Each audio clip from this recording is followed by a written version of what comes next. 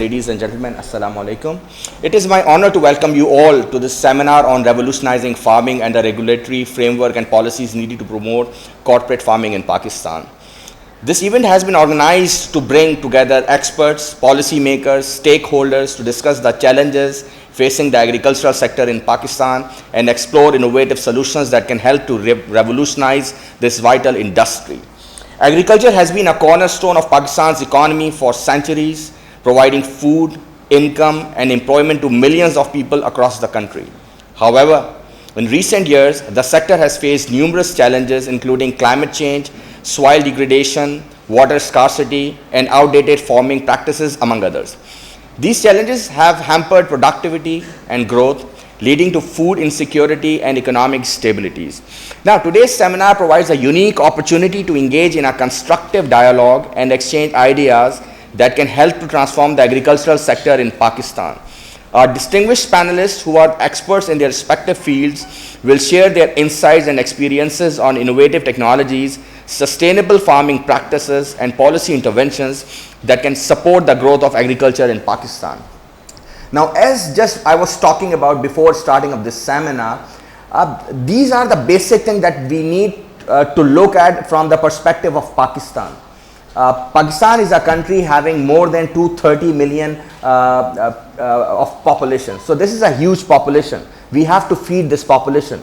So the traditional methods of farming may not be of very significance and would not help us in actually getting the yield that we require to sustain the needs for the population. So हमारे पास जो हमारे आज guest हैं online और जो हमारे पास physical हैं, sir I welcome you all. Nawaz Shah साहब जो हैं, महमूद नवाज साहब, वो हैदराबाद से आए हैं अभी. So he was driving from Hyderabad till here. Sir बहुत शुक्रिया आपका कि आप जो है वो यहाँ पे आए.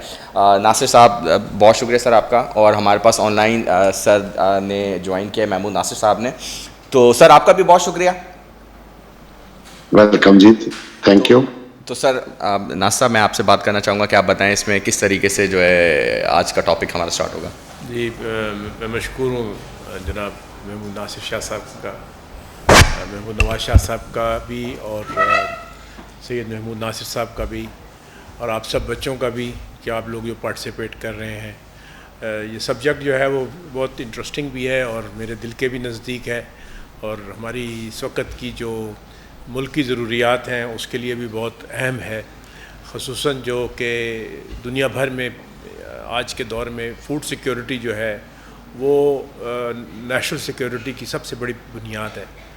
और ये कहने को तो लोग बाग नेशनल सिक्योरिटी की बात करते रहे हैं, लेकिन अब तक शायद लोगों ने इस शद्दोमत के साथ, इस कोशिश के साथ, इस तवज्जो के साथ जो है पहले कभी ख्याल नहीं किया था पाकिस्तान में कि क्यों इसके लिए जो है वो ज़रूरत है कि आपके पास फूड सिक्योरिटी को इंश्योर किया जाए. और अब वक्त के साथ साथ इसका एहसास जो है वो इदारों के लिए भी और गवर्नमेंट में भी और हमारे काश्तकारों में भी बढ़ता चला जा रहा है. मैं खुसूसन जनाब शुरू करने से पहले नवाज शाह साहब से पूछूंगा कि ये सिंध आबादकार के चेयरमैन भी हैं. सिंध में जो भी फार्मिंग होती है उसमें सिंध आबादकार का बहुत बड़ा रोल है. पहले आप ज़रा रोशनी डालें और हमें बताएं कि इस वक्त का जो माहौल है उसमें क्या हो रहा है और किस तरह से फार्मर्स जो हैं वो ट्रांसफॉर्म कर रहे हैं अपने आप फार्मिंग को, और आपकी नज़र में और मज़ीद क्या कुछ करने की ज़रूरत है जिससे कि ये फार्मिंग को हम जो है मोस्ट मॉडर्न और मैकेनाइज्ड बेसिस के ऊपर कर सकें. ये साथ आज बिस्मिल्लाहिर्रहमानिर्रहीम. It's indeed a pleasure and a privilege, Nasir Shah Bukhari Sahab, for inviting me here, and it's always a pleasure to be among the young population of this country. We are living today, you have to live tomorrow and take this country forward. हमारा कुछ मेरा ताल्लुक जी खेती बाड़ी से है. I'm not great, बहुत ज़्यादा मैं कोई टेक्निकल पर्सन नहीं हूँ. 20-25 साल काम किया है तो थोड़ा बहुत तजुर्बा और मुशाहिदा है. And I've always felt that our urban economy needs to understand agriculture a bit better than what we see usually, जो हम बचपन से देखते हैं ड्रामों में। हम छोटे होते थे तो पीटीवी पे ड्रामे चलते थे, तो हमारे जैसे लोग घोड़े पे चढ़ते हुए दिखाते थे और दीगर चीज़ें। And I think that still continues, but agriculture as an economy needs a deeper and better understanding. तो अगर आप मुझे इजाज़त दें तो if I can reflect on revolutionising in agriculture. So I was just thinking, जब मुझे शाह साहब ने कहा कि जो यूजुअल गुफ्तगू हम करते रहते हैं एंड परहैप्स इन डिस्कशन पे करते रहेंगे, and somebody who's doing farming, how do I really think and feel about revolutionizing the agriculture? So मैंने ऐसी 4-5 चीज़ें jot down कर ली for you to think, tell us whether that's right, appropriate, and start a discourse. Here nothing is wrong or right. There can be, to get to a goal and to a revolution, can be 2 to 3 things or different things as well. The way I see it, in my humble opinion, first of all, and the foremost aspect of thing in agriculture is water. So we hear a lot of things about the scarcity of water, what the greats of this world say that how water scarce we will be, which is true. At independence we had 5,700 cubic meters per capita of water. In 2025 will be 850 cubic meters per capita of water. So that is quite a bit of reflection on the availability of water. And then we can talk of climate change and floods, and I think it will be a longish discussion, but I just wanted to talk on that because water is a basic requirement of agriculture. बहुत ज़्यादा गुफ्तगू और attention हमारे पास इस चीज़ के ऊपर है कि डैम बने कि नहीं बने, कुछ जो कहते हैं बनने चाहिए वो भी इतना शोर से और पैशन से बात करते हैं। हमारे जैसे लोग भी बहुत ज़्यादा पैशन से बात करना शुरू करते थे कि क्यों नहीं बनना चाहिए। But the other aspect of thing is, and I don't know if you have really talked about it, you belonging to IT sector, you know, I understand that's a different thing, but this is technology as well, and I'll tell you how. हमारे पास जो पानी की productivity और efficiency के ऊपर कोई बात नहीं करता। आज जो हमारे फिगर्स हैं, हम कोई 0.13 kgs पर cubic metre of water utilise करते हैं, यानी हम कोई 0.13 kg प्रोड्यूस करने के लिए 1 cubic metre of water utilise करते हैं, whereas India, China, US 1.56 cubic metres kgs per cubic meter तक करते हैं। What does that mean mathematically speaking? So if you are to from 0.13 to 0.26 भी कर दें तो हम ये बात कर रहे हैं कि उसी सेम पानी से आप अपनी प्रोडक्शन डबल ले रहे हैं। So there's a World Bank's paper of 2019 on water written on Pakistan's water resources, और उन्होंने ये कहा कि हम जितना अपने पानी से पाकिस्तान प्रोड्यूस करता है, जहाँ पे इतना पानी है दुनिया उससे 3 times ज़्यादा प्रोडक्शन करती है। So that is one aspect which I wanted to bring it to the perspective, and it requires a revolution as well. Where technology comes in, कि आज अगर हम बैठे हों, यकीन करें कि हमें नहीं पता हमारे बैराजेस में कितना पानी है। Forget the canals. We'll talk about the wonderful irrigation system that we have. I mean, in 21st century, you belonging to technology sector could really believe that IRSA, which is Indus River System Authority, had to come down to physically see how much water was flowing out of the major barrage, which is Sakhar, to identify what Sindh is saying is correct or not, in talking of technology's term. And you would know better than me that technology is something in this world today which has become inexpensive, has become very powerful, that the human resource in a country like Pakistan is available to be able to catering to those needs and things. अगर हमें यही नहीं पता पानी चल कितना रहा है, तो आप मुझे कैसे कह सकते हैं कि पानी कम इस्तेमाल करें और कहाँ पे प्रोडक्शंस एफिशिएंसीज हम क्रिएट कर सकते हैं? ये रॉकेट साइंस नहीं, this is something there. Second, horticulture. देखिए, डू लेट मी नो कि जब आप अखबार पढ़ते हैं, टीवी देखते हैं, तो क्या गंदम, चावल, चीनी, उसके अलावा आप कोई बात सुनते हैं? तो हम बात करते रहेंगे यू नो कि चीनी को सपोर्ट प्राइस होनी चाहिए, नहीं होनी चाहिए, मुझे बिठा दें, मैं भी 1 घंटे इसके ऊपर बात करता रहूँगा। लेकिन हम सरकार में भी, वफाक में, सूबे में, whenever we get time to interact, we say that what are you doing with our horticulture sector? And I'll tell you a couple of things. Why do I say that?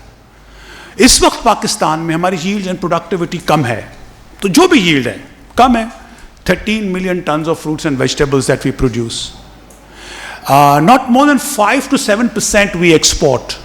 Whatever we export is exported at a lower value than in the world. This is the Planning Commission's report of 2020 that I'm quoting. We know it, but I'm just quoting that has been verified as well. इसका 30 से 35% हम waste कर देते हैं. तकरीबन farm get value पे $3 अरब की value है. इस मुल्क में जहाँ पे कोई $300 मिलियन हमें देता है तो हम उसके पाँव भी पड़ते हैं, शुक्रिया भी कहते हैं, माई बाप भी कहते हैं. $1 billion that we are losing. Now these are numbers which are recognized not by the horticulture industry in Pakistan, but AID, USAID, ACIR, who have come and worked in different sectors. दुनिया की horticulture की industry $250 billion की है. हम कितना export करते हैं? $450 million. अब जब हम रेवोल्यूशन की बात कर रहे हैं तो हॉर्टिकल्चर में रेवोल्यूशन आ सकता है. वियतनाम का मिसाल दे देता हूं. From 2006 to 2015 and 16 they increased their exports from $400 million to $2.2 billion. तो कैसे आ सकता है? मसाइल के ऊपर बात कर सकते हैं. And again I'll keep on trying to emphasize on revolution that we talk about. क्या ये बहुत मुश्किल है? And शाह साहब also having a great background and understanding of financing, कि इस मुल्क में हम 20 से 25 अरब रुपए का कोई फंड क्रिएट करके और उसको हेज करें, डिफरेंट फाइनेंशियल इंस्ट्रूमेंट्स लेके आए ताकि हॉर्टिकल्चर सेक्टर में इन्वेस्टमेंट हो, वैल्यू एडिशन हो. क्या 5 से 7% को बढ़ा के हम ये नहीं कह सकते कि अगले 5 साल में हमें 20% पे पहुंचना है? What that will mean? From current $500 million of horticulture export at a low value added places that we send to, can't you do it to $2 billion and $2.5 billion? फिर हमने 20 साल चाइना की बातें की कि जनाब दूध और शहद की वो नहरें बहेंगी जब सीपैक आएगा.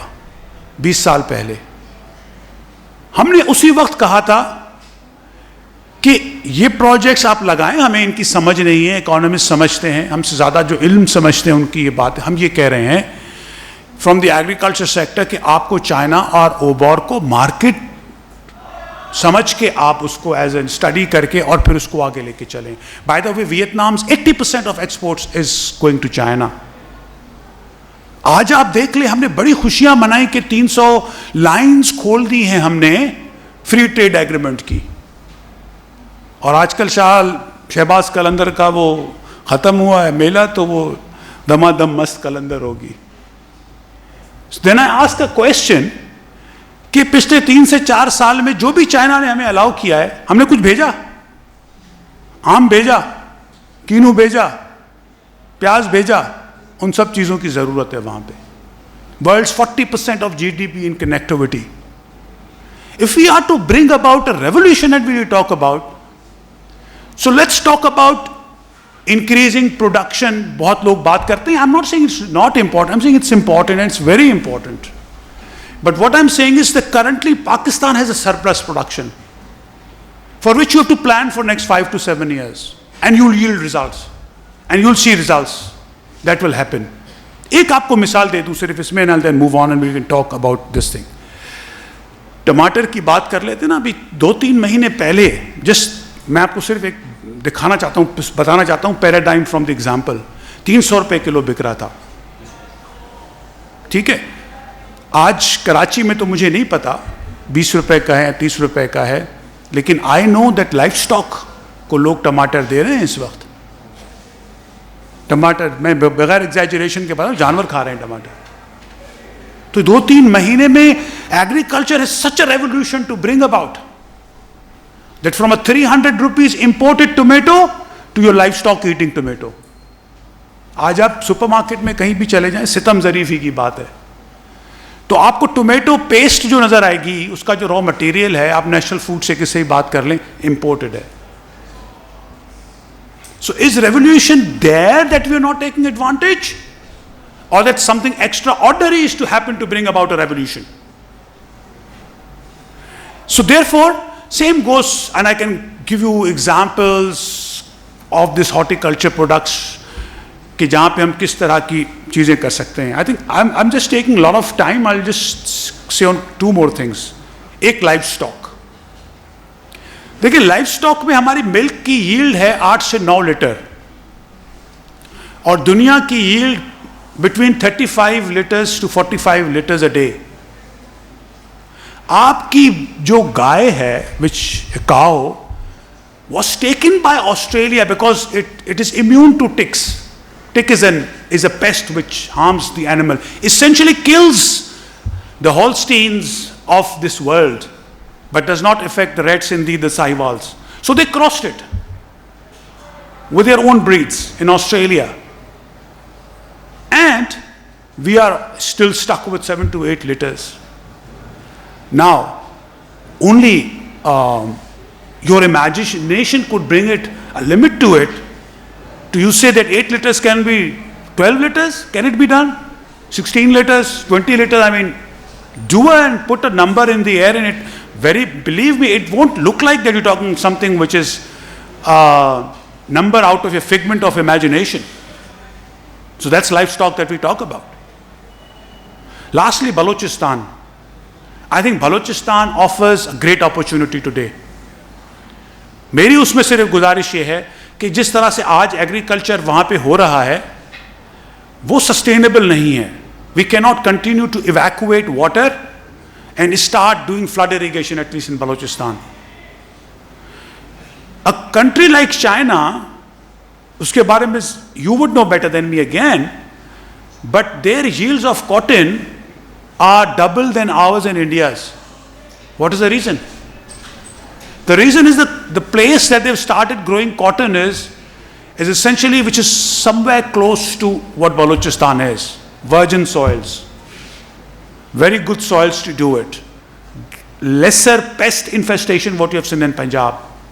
आज भी long staple cotton कहीं पे grow कर सकता है, that is Balochistan.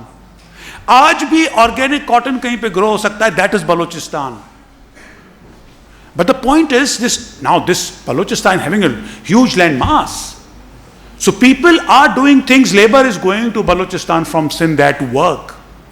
But the point is, are we heading towards the right direction to create a revolution that with the same water that you irrigate this hall, with this water you could irrigate 5 halls like this? Is this a technology that we talk is difficult to come to Pakistan, is not happening in the world? ये 4-5 चीजों के ऊपर भी हम focus कर लें और अगर आप इस वक्त अपने जीडीपी में हमने जो थोड़ी बहुत कैलकुलेशन की थी, हमारी जो क्रॉप्स हम ग्रो करते हैं, जो 4 मेजर क्रॉप्स हैं, उसकी आप जो प्रोग्रेसिव ग्रोअर की यील्ड पे ले जाएं तो literally you can add between 300 to 500 billion rupees to the farm gate value of the major crops that we talk about. And I'll end my discussion here so that things are brought about in perspective where we are in agriculture and what we could do with agriculture in this country and the kind of resources that we have today, alhamdulillah, and the resilience that agriculture has seen in last many years of this country, alhamdulillah, and we could do so much out of agriculture in this. And again, thank you very much for inviting me here. It's indeed a pleasure being here.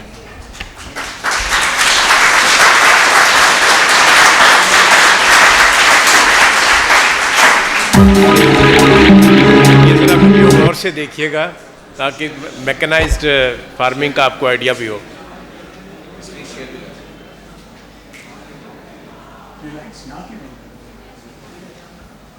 ये lights बंद हो सकती हैं.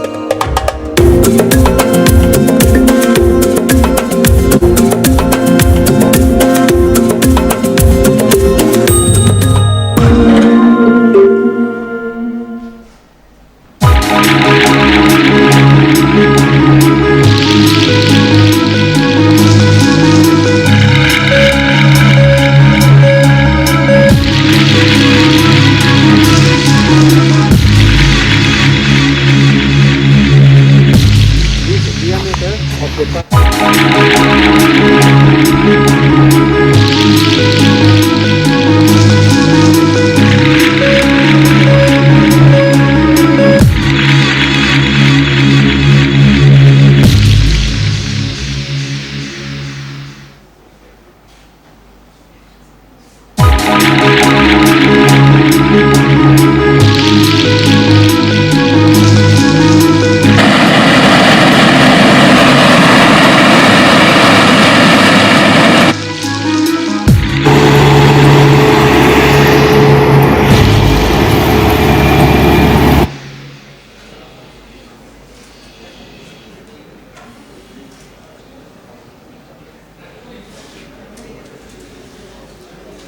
जो आपने John Deere के tractor देखे हैं, जो इक्विपमेंट देखी, जो मशीनरी देखी, जिस किस्म की ये प्रिसीजन फार्मिंग हो रही है, ये अगर आपका ख्याल है कि अमेरिका है तो ये बिल्कुल नहीं है, ये खाने वाला है।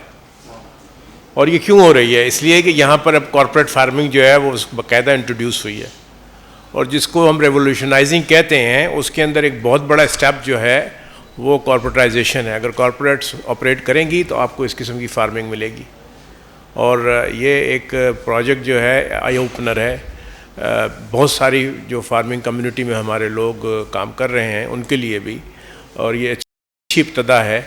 और जो इसके माशाल्लाह लोग जिन्होंने ये प्रोजेक्ट टेकअप किया है, उन्होंने इसको एक चैलेंज समझ के किया, और मुझे उम्मीद है कि ऐसे और बहुत सारे प्रोजेक्ट्स जो हैं वो हमें नज़र आएंगे कॉर्पोरेट सेक्टर में फ्यूचर में। तो शाह साहब, मैं अब महमूद नासिर शाह साहब आपसे रिक्वेस्ट करता हूं कि आप ज़रा अपना तजर्बा फॉरेस्ट्री के लिए भी और मज़ीद फॉरेस्ट्री में क्या हमें अपॉर्चुनिटीज़ हैं उस पर रोशनी डालेंगे। जी बहुत शुक्रिया। शाह साहब ने जो आवाज़ ज़रा वो कर रही है, बात सुनो, इधर आओ, आवाज़ वो कर रही है इको। अब ठीक है? जी ठीक है। हेलो, आवाज़ ठीक है? बत्तियां बुझा के रख दो, ठीक की तस्वीर आ रही है, वो तस्वीर उनकी जो है वो नजर आ रही है।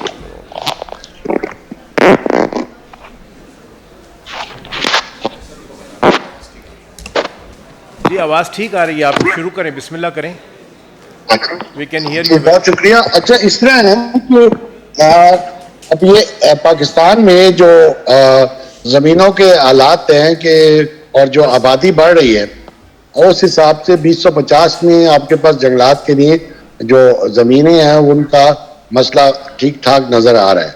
और उसका सलूशन यही है कि आपको जो जंगलात की ज़रूरियात है वो भी करनी है, और फिर जंगली हयात को भी बचाना है, और बहुत तेज़ी से हालात तब्दील हो रहे हैं। और फिर ये जो मौसम की जो है ना बेतरतीबी, जितनी बारिश साल में होती थी, ख़ासतौर से बलूचिस्तान में देखा जा रहा है, जो साल में होती थी वो एक दिन में होती है, और फिर लंबा अरसा ड्राउट का आ जाता है। और पानी के बगैर ना जंगलात है, ना एग्रीकल्चर है। अब इसमें हमने बीच में करना क्या है, वो यही है कि जो जब पानी का सरप्लस होता है उसको किसी तरह सस्ते तरीके से स्टोर कर लें। डैम सोल्यूशन नहीं है। डैम एक बहुत छोटा सा सोल्यूशन भी है, लेकिन एक प्रॉब्लम भी है। जिस तरह डैम टूटे हैं इन बारिशों से, ये जो इस साल के सैलाब आए थे 2022 के, तो उसका सोल्यूशन ये है कि हम अल्लाह ताला का जो निज़ाम है, वो सैलाब आता था, वो फैला और देर तक खड़ा रहता था और जमीन में जज्ब हो जाता था। ये सिंध में, पंजाब, बलूचिस्तान में, ये बलूचिस्तान में तो खैर कम, लेकिन बलूचिस्तान में चूंकि जमीन में वो है ना हमवार है, और स्टीप जो है ढलान बहुत ज्यादा है, बहुत तेजी से निकल जाता है। 40-50 साल से तो कोशिशें हो रही हैं नींद दिलाना, लेकिन ऐसा नहीं किया। उधर अपने वुहान से लेके जो उनके दरिया में, उन्होंने दरिया को फैलने का मौका दिया और चौड़ा किया, और वो सिर्फ पानी नहीं लाती सैलाब, वो जरखेज मट्टी भी लाती है जिसमें पैदावार बढ़ जाती है। इसकी हम कोशिशें करते रहते हैं, लेकिन जो नजर आ रहा है गवर्नमेंट सेक्टर में बड़े बड़े इदारे बैठे हैं, बड़ी बड़ी वो यूनिवर्सिटियां हैं, रिसर्च इदारे हैं, महकमाजात हैं, लेकिन काम आगे बढ़ता नहीं। ये जैसे शाह साहब ने भी बताया कि शुगर हम सब्सिडीज पे ही लड़ते रहते हैं और एक हुकूमत आती है जो पिछले पे इल्जाम लगाती है, और जबकि शुगर हमें शायद लगानी, शुगर केन नहीं लगाना चाहिए। इसी तरह हमें डैम भी बनाने हैं या नहीं बनाने, और जहां पर जेर जमीन पानी एक बार जमा हो गया, कारेज चलती है, तो जंगलात खुद ब खुद आना कुदरती तौर पर शुरू हो जाते हैं या कम खर्च पे लगना शुरू हो जाते हैं। ऐसी कई जगह मिसालें हैं। एक जो प्राइवेट सेक्टर ने जितना पोटेंशियल है, इतना मुझे सरकारी सेक्टर में नजर नहीं आता।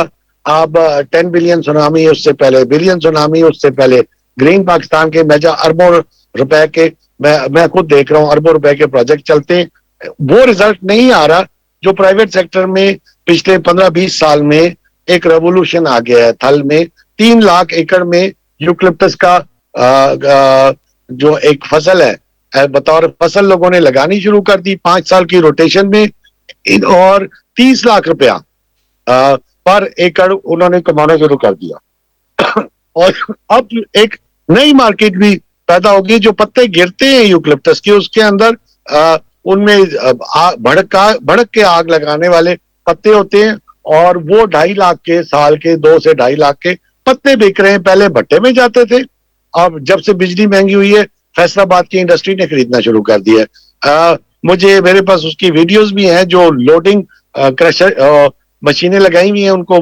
कंप्रेस करके, ताकि एक ट्रक में ज्यादा आ जाए।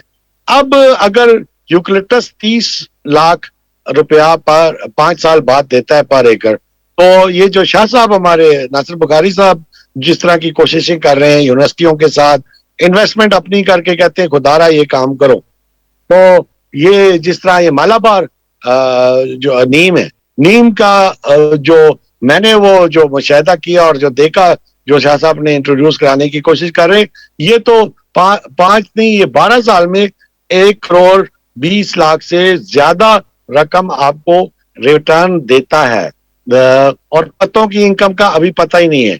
ये अगर बड़े पैमाने पर कोई इदारा गवर्नमेंट से, फॉरेस्ट डिपार्टमेंट से तवक्को इसलिए भी नहीं करते क्योंकि इनको फंड्स की फ्लो ही नहीं, अनसर्टन होती, पता ही नहीं होता कि बारिश आ रही है, मैं दरख्त लगा लूं, मुझे ये फंड रिलीज होंगे या नहीं होंगे। प्राइवेट सेक्टर ने जिस तरह थल में किया, वहां पर 3 लाख एकड़ का यूकलिप्टस का कारोबार शुरू हो गया, खुद ब खुद ही किया, महकमे का उसमें दखल नहीं था। प्राइवेट नर्सरियों ने अपनी तरीके से अतवार से नर्सरियां लगाने की टेक्निक खुद डेवलप की। 5 फैक्ट्रियां लग चुकी हैं चिपबोर्ड और प्लाईवुड की, MKI है, साइल प्लाईवुड फैक्ट्री है, और ये सारा आपका ज़र मुबादला कमाने का जरिया बन सकते हैं, बशर्ते के मेगा लेवल पे जो इसके हर्डल्स हैं एक्सपोर्ट के, मसलन जो प्रेफरेंशियल ट्रेड एग्रीमेंट्स किए हुए हैं उन पर नजरसानी की जाए, जो ताकि हमारी एक्सपोर्ट भी हो, और कम से कम और कुछ नहीं तो जो इंपोर्ट लकड़ी की है वो आप मिनिमाइज कर लें, ज़र मुबादला बचा सकते हैं। ये जो मालाबार नीम है, इसमें इतना पोटेंशियल नजर आ रहा है जो हमारे मौजूदा किसी दरख्त में नजर नहीं आ रहा। और नीम का और उसका जो मिलते जुलते दरख्त है, दरेक है जिसको बकैन भी कहते हैं, वो भी है। और बलूचिस्तान में ये जो फ्लड वाटर को किसी तरीके से जेर जमीन ये चला जाए, उसके लिए चाइना का मॉडल है, उसके लिए पाकिस्तान के लिए हमने एक डेलीगेशन बड़ी मेहनत करके डेलीगेशन चाइना भी लेके गए 2013 या 14 में, और 2010 से कोशिशें करके प्रोजेक्ट डिजाइन करके वो अब अल्लाह का फजल है कि अब वो $150 मिलियन का प्रोजेक्ट ग्रीन क्लाइमेट फंड से आ भी गया है, और उसको चला कौन रहा है? प्राइवेट सेक्टर की एक NGO है WWF, वो ही उसको चला रहे हैं। गवर्नमेंट के इदारों में मुझे अब नजर नहीं आता कोई इनिशिएटिव लेना है, सब सेफ गेम खेलना है, क्रिकेट की तरह के क्रीज पे भी रहना है और आउट भी नहीं होना और रन भी नहीं बना। बहुत शुक्रिया।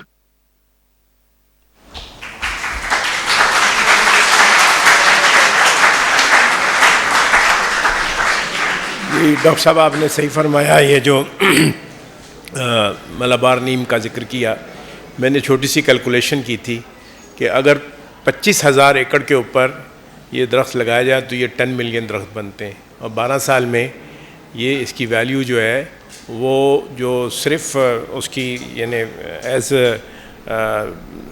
बायोमास वैल्यू जो है वो $1 बिलियन है। और जो कार्बन क्रेडिट्स हैं, क्योंकि अब बहुत बड़ा जो है कार्बन क्रेडिट्स का भी दौर हो गया, तो कार्बन क्रेडिट्स जो हैं वो फ़ी दरख्त कोई 56 kg के करीब उसके कार्बन क्रेडिट्स बनते हैं। और उसकी कैलकुलेशन की जाए तो $40 मिलियन जो है वो मज़ीद एडिशनल हर साल उसके कार्बन क्रेडिट्स में जो है वो पाकिस्तान ले सकता है। तो ये सिर्फ 25,000 एकड़ पे। हमारे यहाँ तो मिलियंस ऑफ एकड़ जो लैंड है वो इस वक्त यूटिलाइजेशन में नहीं है, और उसके यूटिलाइजेशन में ना होने की वजह से हम एक बहुत बड़ी अपॉर्चुनिटी मिस कर रहे हैं। मैं समझता हूँ ये सिर्फ अगर हम इसको इस्तेमाल कर सकें तो 10 से 20 बिलियन डॉलर, जिसको हम रेवोल्यूशनाइजिंग कहते हैं, वो सिर्फ आपकी फॉरेस्ट सेक्टर जो है वो प्रोवाइड कर सकता है। एक छोटा सा मुल्क है दुनिया का जिसका नाम है ऑस्ट्रिया। अगर आप नक्शे पे देखो तो शायद मिलेगा भी नहीं, लेकिन दुनिया भर की जो 40% जो वुड प्रोसेसिंग है वो उसी छोटे से मुल्क में होती है। दुनिया भर से इंपोर्ट करते हैं वो 40% वुड। और क्या बनाते हैं वो सबसे ज़्यादा जो है वो फ्लोर टाइल्स बनाते हैं। यूरोप पूरे में जो है फ्लोर टाइल्स की बहुत बड़ी डिमांड है। आप समझते हैं कि जब आप जाते हैं यूरोप तो वहाँ पर होटलों में भी, घरों में भी, हर जगह वो, क्योंकि सर्दी बहुत होती है वहाँ, तो वो हमारी तरह जो है टाइलें नहीं इस्तेमाल करते जैसे हमने यहाँ पे टाइलें लगाई हुई हैं। वो वहाँ वुडन टाइलें इस्तेमाल करते हैं, और पूरा यूरोप जो है वो वुडन टाइल्स के लिए एक बहुत बड़ी मार्केट प्रोवाइड करता है।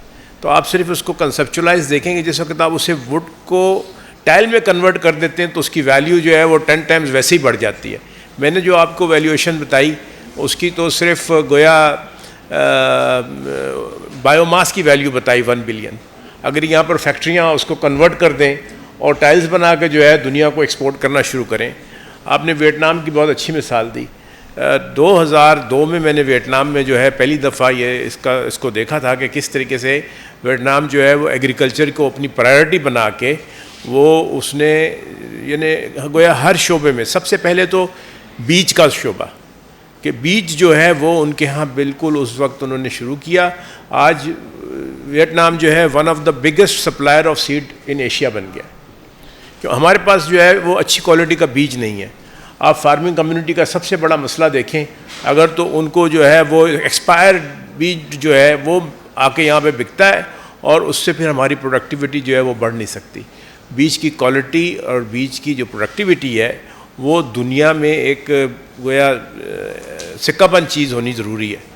अगर आप अच्छा बीज लगाएंगे तो अच्छी फसल हासिल करेंगे, अगर बीज की क्वालिटी अच्छी नहीं होगी तो फसल भी हासिल नहीं होगी। हमारे पास हम अमूमन कहते हैं जी हमारे यहाँ 30 मन गंदम पैदावार होती है, इजिप्ट में जो है वो 80 मन पैदावार होती है। उसका बेसिक डिफरेंस जो है वो बीज है। जो बीज वहाँ पर इजिप्ट में इस्तेमाल होता है, जो यानी हमारे वहाँ पर प्रोडक्शन की कैपेसिटी बढ़ नहीं पाती, इसलिए कि वो हमारे यहाँ हम उसका बेसिक तुख़म जो है वो सही नहीं डाल पाते। दूसरी चीज़ जो है मेरा ख्याल है कि अगर हम एग्रीकल्चर के अंदर देखें कि हमें कहाँ पर इम्प्रूवमेंट लाई जा सकती है फौरी तौर पर, हुकूमत का एक स्टैंडर्ड तरीक़ाकार है। अब जैसे गंदम की बुवाई जो है वही हुई है कोई नवंबर में, फार्मर को पता ही नहीं है कि मेरी प्राइस जो है मुझे क्या मिलेगी। अब आके मार्च में उन्होंने बताया जी आपको 3,900 रुपये मिलेंगे, और वो भी फार्मर्स ने मेजॉरिटी ने रिजेक्ट कर दिया है, इसलिए कि इनपुट कॉस्ट जो है वो बहुत ज़्यादा बढ़ गई है। तो फार्मर के लिए पाकिस्तान में प्रोडक्शन जो है वो इकोनॉमिकली वायबिलिटी नहीं है, जिसकी वजह से फार्मर जो है वो ये कहता है कि यार मैं खुद मेहनत नहीं करता, मैं अपनी ज़मीन को किराए पे दे देता हूँ। मोर देन 50% इस वक्त जो लैंड है लोगों ने किराए पे दे दी है, जिसको हम सिंध में मुकाता कहते हैं और वहाँ पंजाब में जो है वो उसको ठेका पे कहते हैं, और इसी तरह से KPK में भी। और लोग जो है वो अपना छोड़ के फार्मिंग को वो शहरों की तरफ भागे चले आ रहे हैं, और अर्बनाइजेशन के ऊपर जो है वो प्रेशर्स, वो उसकी एक अलहदा जो है कहानी है जो हम कराची में रोज़ाना देखते हैं कि किस तरह कराची जो है बेहंगम तरीके से बढ़ रहा है, और लोगों के लिए सैनिटेशन के मसाइल हैं, बाकी जो यूटिलिटीज़ हैं उनके मसाइल हैं, ट्रांसपोर्ट के मसाइल हैं, मकानों के मसाइल हैं, और सबसे बड़ी चीज़ ये कि लॉ एंड ऑर्डर के मसाइल हैं। क्योंकि वो लोग आते हैं, उनको यहाँ मुलाजमतें भी नहीं मिलती और बेचारों के पास कोई और तरीक़ाकार रह नहीं जाता कि सिवाय चोरियाँ करें, क्योंकि ये एक बहुत बड़ा मसला है, हमें फेस करना पड़ता है। हमारे सबके साथ फैमिलीज़ में किसी न किसी के साथ जो है वो मगिंग हो चुकी है। उसकी बड़ी वजह ये है कि ये जो वहाँ से माइग्रेशन होती है उसमें एक बहुत बड़ा तबका जो है वो यहाँ आके फ्रस्ट्रेट हो जाता है। उनको अपनी लिविंग के लिए कोई और चीज़ नज़र नहीं आती सिवाय इसके कि भाई कुछ अपनी जान को हथेली पे रख कर जो है कुछ हासिल कर सकें। तो 55 मिलियन हमारी हाउस होल्ड्स जो हैं वो फार्मिंग से वैसे तो मुतल्लका हैं, लेकिन उनका साइज़ क्या है, 6 एकड़। अब 6 एकड़ पे कौन सा रेवोल्यूशन जो है वो ला सकते हैं? तो जो फ्यूचर है वो है जो कि हमें चाइना ने बताया। चाइना में आपको अंदाज़ा है कि 99 मिलियन लोग जो हैं वो पॉवर्टी लाइन से पिछले 10 साल में एक मुतमव्वल हैसियत में वो शामिल हो गए हैं। क्यों?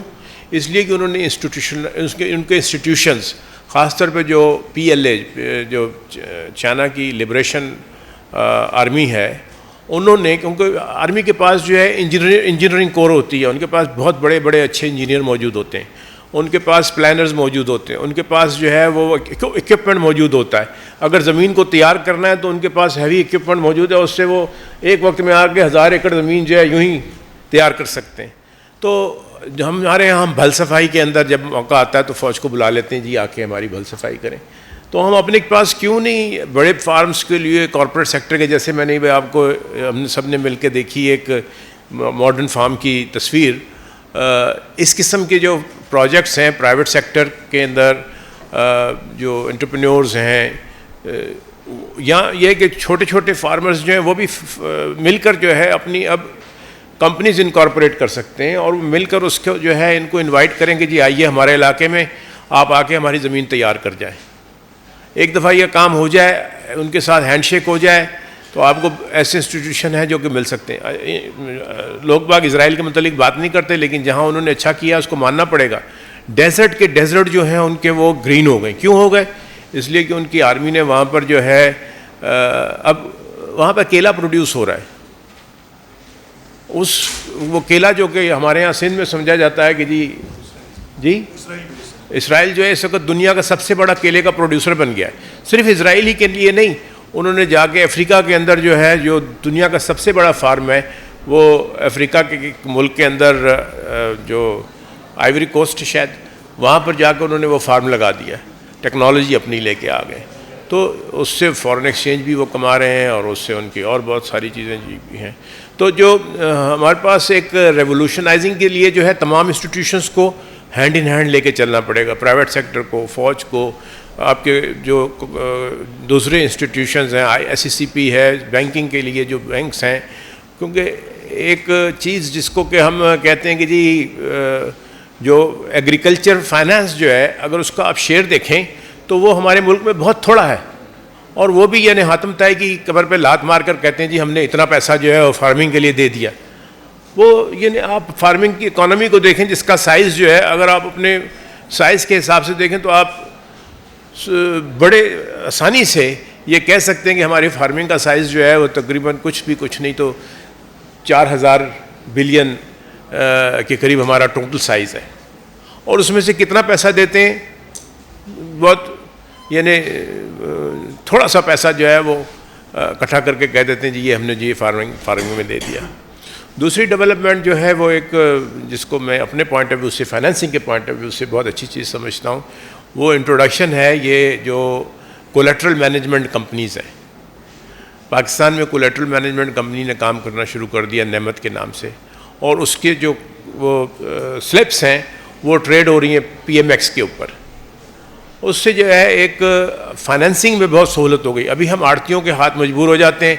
फार्मर के पास जिस वक्त कोई वो अगर उसने कॉर्न बेचनी है तो उसको फार्मर जो है वो जो कटाई करता है तो उसके बाद वो उसको 8% जो है वैसे कटौती मार देता है, और उसकी बीजों की लो क्वालिटी के बीज देता है, उसके ऊपर भी जो है बड़ी हैवी प्राइस में लगा लेता है। पेस्टिसाइड्स जिनकी ज़रूरत नहीं है वो भी देता है, उस पर भी पैसे लगा लेता है। तो फार्मर को बेचारे को वो पैसा ही नहीं मिल पाता कि फार्मर उससे जो है कह सके जी मैं इसने कोई कमाई की है। तो ये जो कोलेटरल मैनेजमेंट है, ये आपके स्टूडेंट्स के पॉइंट ऑफ व्यू से भी एक सप्लाई चेन के लिए एक बहुत बड़ी नई फील्ड खुल गई है।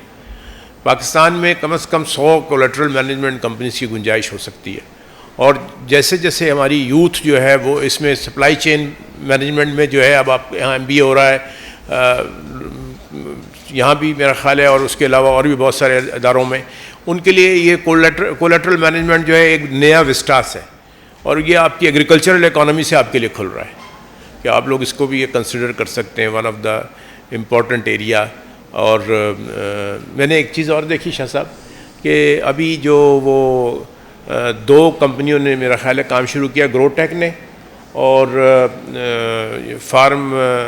फार्मदार, जो सैटेलाइट के ज़रिए ये बता रहे हैं कि जी आपकी ज़मीन जो है इसको पानी की कितनी ज़रूरत है, आपकी ज़मीन को जो है वो फर्टिलाइज़र की कितनी ज़रूरत है, जिसको हम प्रिसीजन फार्मिंग कहते हैं, ये उस तरफ लेके जा रहा है। This is where the revolutionising actually is happening.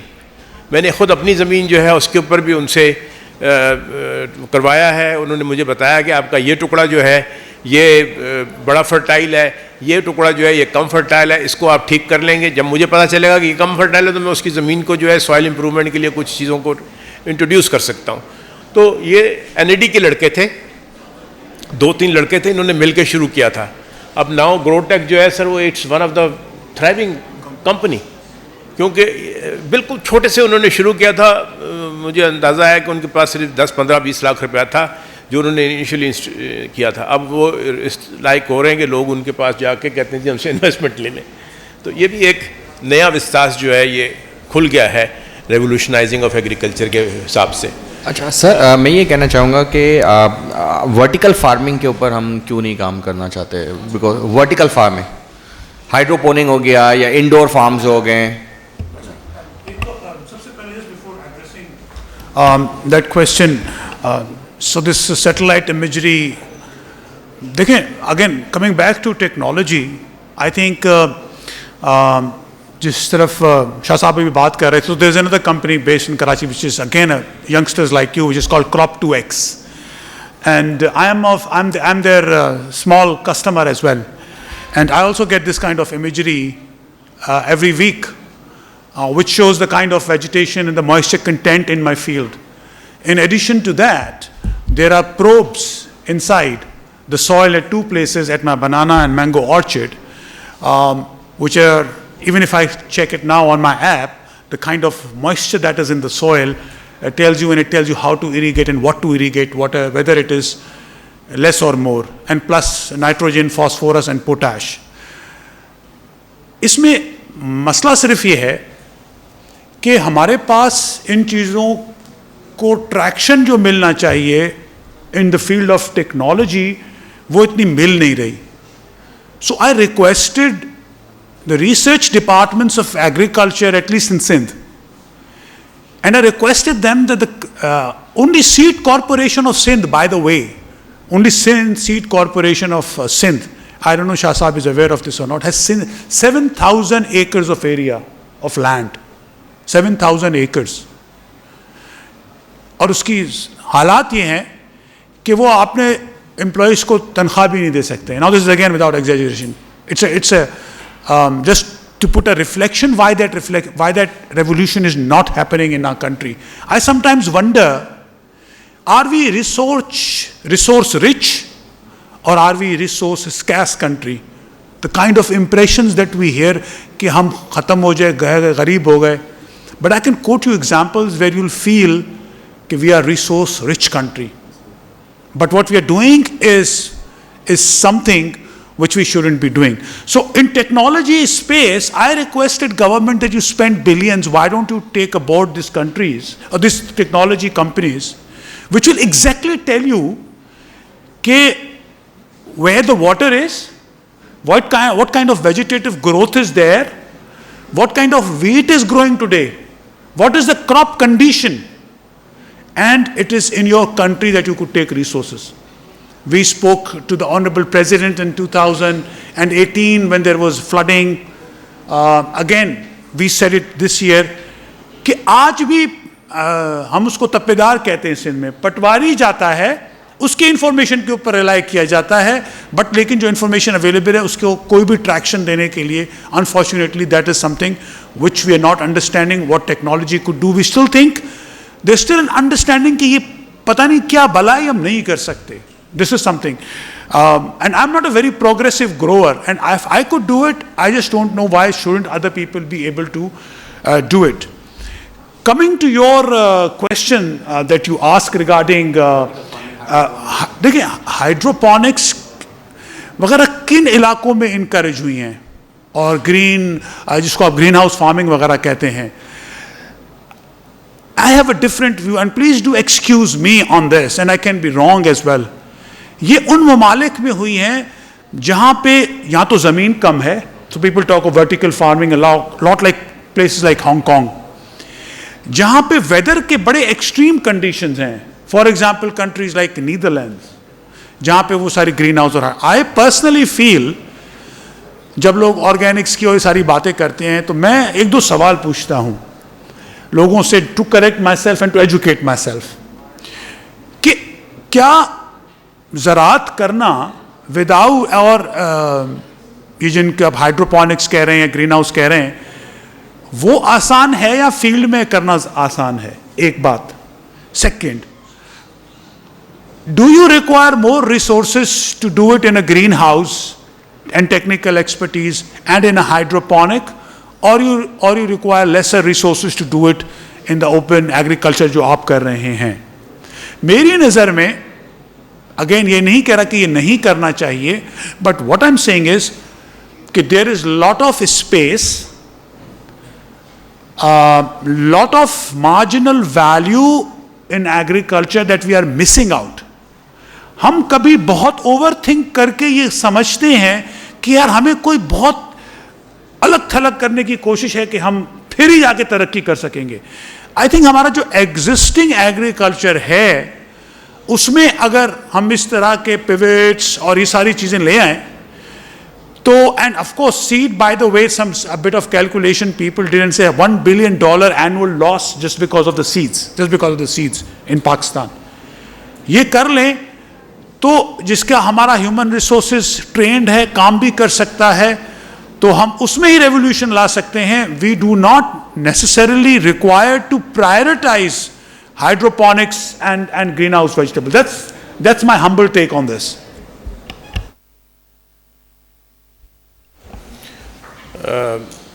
जनाब महमूद नासिर शाह साहब, ज़रा आप ये हमारे स्टूडेंट्स की तवज्जो दिलाने के लिए ज़रा जो मैकेनिज़्म है कार्बन क्रेडिट्स का ये अगर एक्सप्लेन कर दें तो मेरा ख्याल है कि बहुत सारे लोगों को जो है मुझ समेत कुछ तालीम हासिल हो जाएगी. जी, एक तो ये कोई 92 ऑनवर्ड्स क्लाइमेट चेंज का जब मसला बहुत ज़्यादा उजागर हुआ तो उसमें ये पता चला कि कार्बन डाइऑक्साइड या कार्बन के जो गैसेस हैं हवा में दुनिया की, वो उनकी कंसंट्रेशन बढ़ रही है और उसकी वजह फॉसिल फ्यूल्स, पेट्रोलियम, एग्रीकल्चर की प्रैक्टिसेस, शजरकारी ना करना, डिफॉरेस्टेशन की वजह से है. तो उसका एक हल ये निकाला कि दुनिया को के दो हिस्सों में तकसीम कर दिया, एनेक्स और नॉन एनेक्स कंट्रीज. उसमें एनेक्स कंट्रीज वो थी जिनकी एम्बिशंस बहुत ज़्यादा थी, क्योंकि आजकल का जो कैपिटलिस्ट निज़ाम चल रहा है हर चीज़ एनर्जी के ऊपर डिपेंडेंट है, और एनर्जी या पेट्रोल से आ रही है या गैस से आ रही है या कोयले से ज़्यादा आ रही है. मेजर पोर्शन है, 65% जो है कार्बन की जो एमिशन हवा में है ये कंट्रीब्यूट कर रही है ग्लोबल वार्मिंग में. उसका उन्होंने हल ये निकाला कि एनेक्स कंट्रीज अपना जो है कार्बन एमिशन कम करेंगे अगर फैक्ट्री बंद नहीं करते या फैक्ट्री में बहुत महंगे सिस्टम नहीं लगाते जो कार्बन को कैप्चर करे. तो वो गरीब मुल्कों में जो नॉन एनेक्स कंट्रीज हैं वहाँ पर शजरकारी करके उतने क्रेडिट्स ले लें. उसका एक प्रोसीजर है जो बज़ाहिर बड़ा मुश्किल लगता है लेकिन इतना मुश्किल है नहीं, खास तौर से ये जो ब्राइट स्टूडेंट्स हैं और हमारे इवन चाहे आईटी वाले हों या बिजनेस वाले हों, ये सारे कर सकते हैं। थोड़ा सा उनको एक उस्ताद की जरूरत है जो इनको इस तरफ लगा दे। तो वो जो कार्बन क्रेडिट्स हैं उनकी सेल परचेज मार्केट में शुरू हो गई और आज हालात ये हैं कि पिछले साल कोई 692 बिलियन डॉलर्स की इन कार्बन क्रेडिट्स की ट्रेड हुई है। उसमें से 2 बिलियन और ऐड कर दें जो वॉलंटरी कार्बन मार्केट से सब प्राइवेट सेक्टर ने की है, गवर्नमेंट इसमें नहीं थी इन्वॉल्व। तो पाकिस्तान का भी एक कराची का मैंग्रोव का दुनिया का पहला प्रोजेक्ट वो भी इस लिस्ट में आ गया है, जिसमें इन्होंने $17 मिलियन पहले जो पहली साइकिल में कमा लिए हैं, जो ट्रांसफर होके कैश आ गया है सिंध फॉरेस्ट डिपार्टमेंट के पास। और करना यह है कि जो दरख्त कटने थे उनको कटने से बचाना है, नए लगाने, और जो गरीब लोग इर्द गिर्द है उनको उसके पैसों में से हिस्सा देना है, उनको शरीक करना है। वो इस पर ये लोग काम कर रहे हैं। तो जो अपॉर्चुनिटी स्टूडेंट्स के लिए है, जो दुनिया में इंडियंस हर जगह इसमें मौजूद है, वो लाजमी नहीं कि फॉरेस्ट्री के स्टूडेंट्स हों।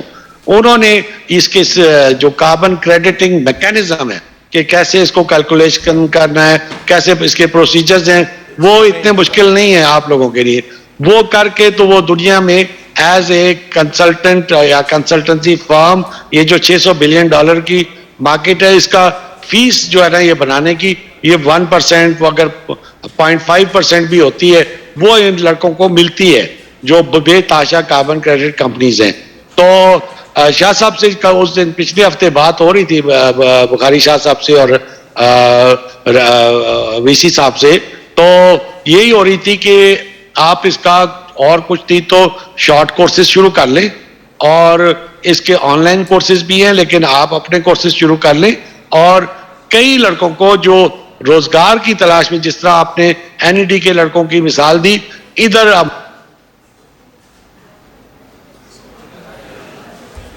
आप अच्छा ये बताएं कि आप लोगों में से कितने लोगों को ये पता था कि कार्बन क्रेडिट्स के अंदर जो पॉसिबिलिटी है वो $3 बिलियन की फीस कमाने की है।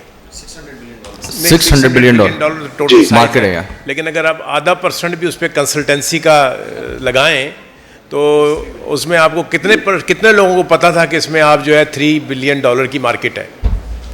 मेरा ख्याल है 2-4 को तो यकीनन पता होगा। तो ये एक नई अपॉर्चुनिटी है और मैंने रिक्वेस्ट की है, जी सर आप आ गए, तशरीफ ले आए आप दोबारा, बिस्मिल्लाह कीजिए। जी जी, मैंने शाह साहब ने बड़ा इसको वेलकम किया है कि इसके शॉर्ट कोर्सेज कराएं या कोई सेमेस्टर शुरू कराएं, ताकि हमारे लड़के आगे जाके बगैर गवर्नमेंट से नौकरी मांगे इसमें अपना कारोबार कर सकते हैं। और हमारे नवाज शाह साहब ने बड़ी अच्छी बातें बताई।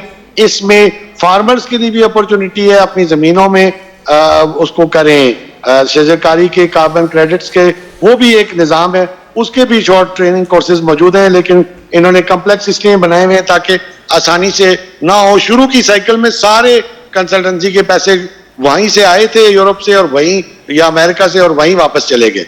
इंडियंस ने, चाइनीज ने, ब्राजीलियंस ने इसको ठीक ठाक पिक किया और बहुत ज्यादा पैसे कमा गए। जो फार्मर्स के लिए इसमें बहुत सारी अपॉर्चुनिटीज हैं। मसलन एक मैं देख रहा हूँ शाह साहब, हमारे नासिर शाह साहब स्ट्रगल करते रहते हैं, कोविड से पहले भी, कोविड के बाद भी।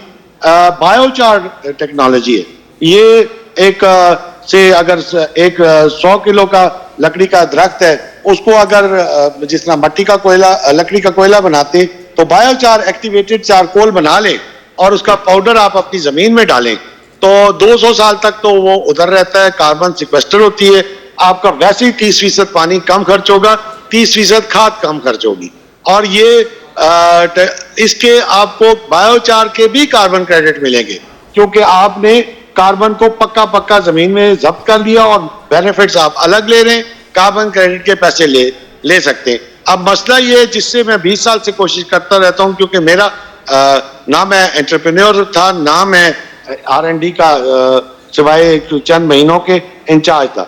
इसको फार्मर तक कैसे लाना है, यंग लड़कों ने कैसे इससे मैन्युफैक्चर करके इससे अपना सस्टेनेबल बिजनेस मॉडल बनाना है, एक्सपोर्ट बड़ा पोटेंशियल है, और सबसे बड़ी चीज ये कि जमीनों की जो वो है पैदावार वो बढ़ानी है और लगातार बढ़ानी है, पानी बचाना है। सारे सूबों में, बलूचिस्तान में, सिंध में इसका बहुत बड़ा स्कोप है। आप ऑर्चर्ड्स की बात कर रहे थे, ऑर्चर्ड्स में बड़ा स्कोप है। अब अगर आप बायोचार खरीदने जाएं, इतना आसान टेक्नोलॉजी है, आपको 1 किलो पैकेट नहीं पाकिस्तान में मिलता, करना है तो इंपोर्ट करो।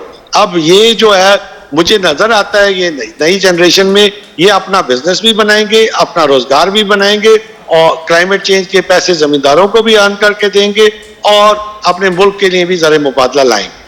बहुत शुक्रिया।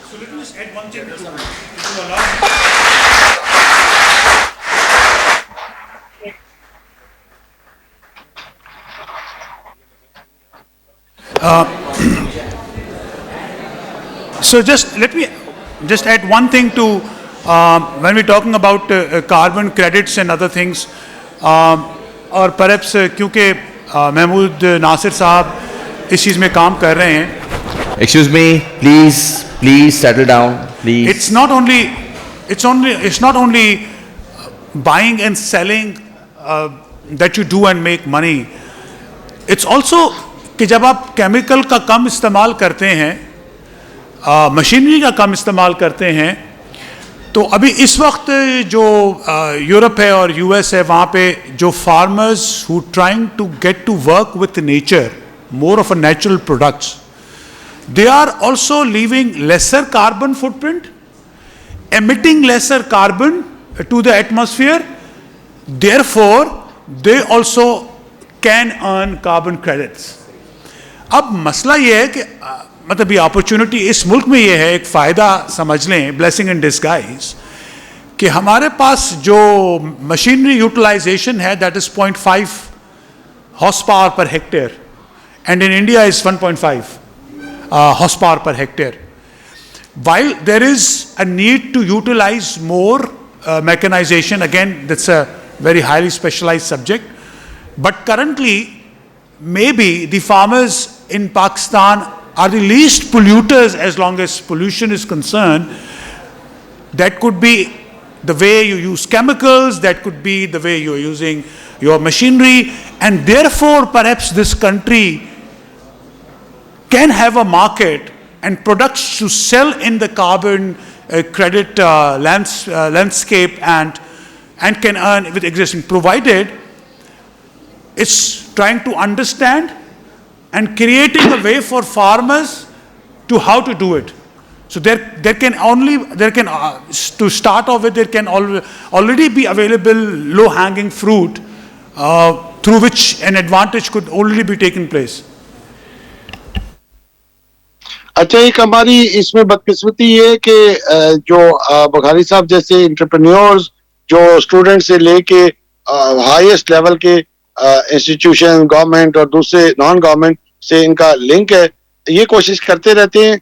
आपको मैं एक मिसाल देता हूं कि आज से 15-20 साल पहले बड़ी हाइप आई थी, पीएसओ और ऑयल कंपनीज ने फॉरेस्ट्री में शुरू की थी कि हम बायोडीजल लगाएंगे, जट्रोफा के दरख्त लगाएंगे, सुख चैन के दरख्त लगाएंगे, और वो हम मिक्स करेंगे पेट्रोलियम में, जो पेट्रोल पंप में मिलता है ग्रीन फ्यूल में 20% मिक्स होगा एथेनॉल का। अभी 2 हफ्ते पहले इंडियन प्राइम मिनिस्टर ने पेट्रोल पंप का इफ्तिताह किया है जहां 20% वो ऑलरेडी मिक्स करके गाड़ियों में वो डाल रहे।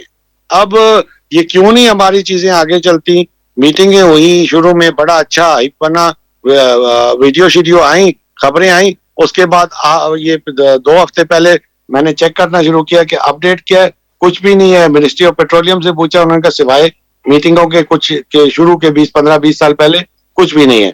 तो गवर्नमेंट से मत तवक्को करें, आप खुद ये चीजें चलाएं, जब बना लें तो फिर गवर्नमेंट को कहें कि भाई अब आप रेगुलेशन बनाएं कि इसको जो हम बायोडीजल कर रहे हैं पैदा, इसको इस्तेमाल करें। नहीं भी कर रहे तो आप अपनी घर की जरूरियात ईंधन की बायोडीजल से पूरी कर सकते हैं और दरख्तों के कार्बन क्रेडिट ले सकते हैं।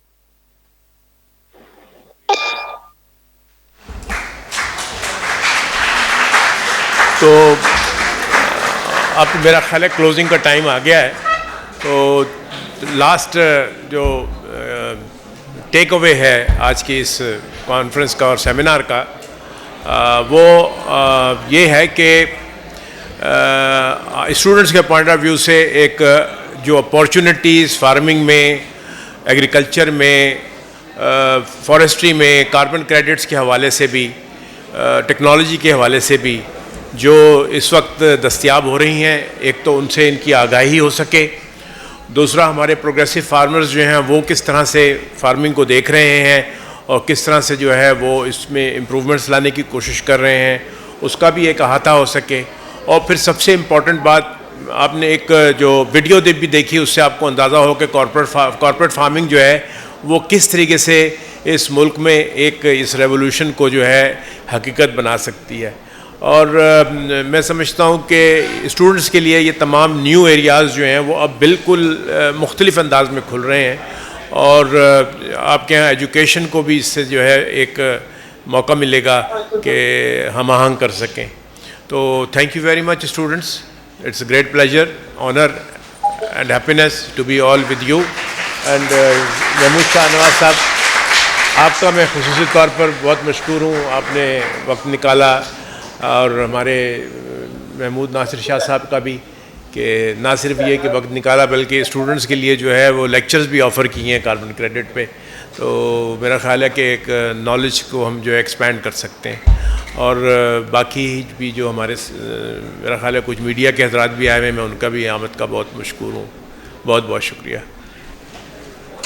बहुत शुक्रिया।